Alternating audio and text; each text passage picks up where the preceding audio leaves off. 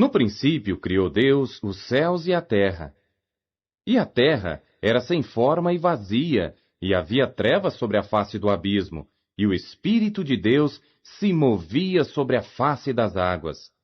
E disse Deus: haja luz! E houve luz. E viu Deus que era boa a luz. E fez Deus separação entre a luz e as trevas.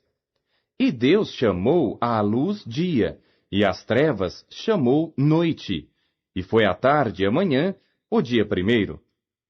E disse Deus: haja uma expansão no meio das águas, e haja separação entre águas e águas. E fez Deus a expansão, e fez separação entre as águas que estavam debaixo da expansão e as águas que estavam sobre a expansão. E assim foi. E chamou Deus a expansão céus, e foi a tarde e a manhã, o dia segundo.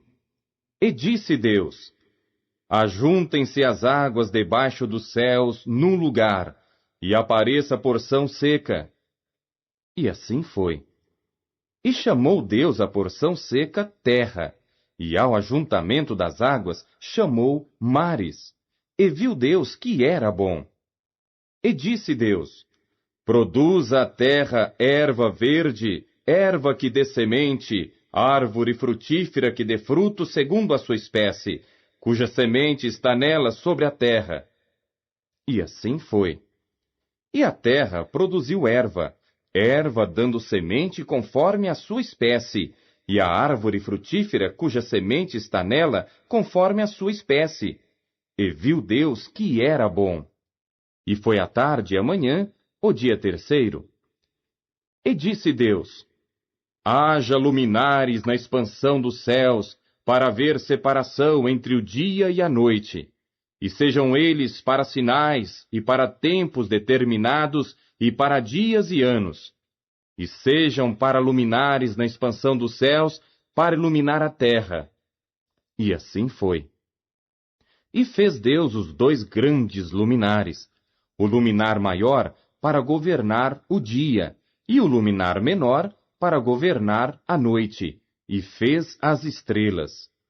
E Deus os pôs na expansão dos céus para iluminar a terra, e para governar o dia e a noite, e para fazer separação entre a luz e as trevas. E viu Deus que era bom. E foi a tarde e a manhã, o dia quarto. E disse Deus: produzam as águas abundantemente répteis de alma vivente, e voem as aves sobre a face da expansão dos céus.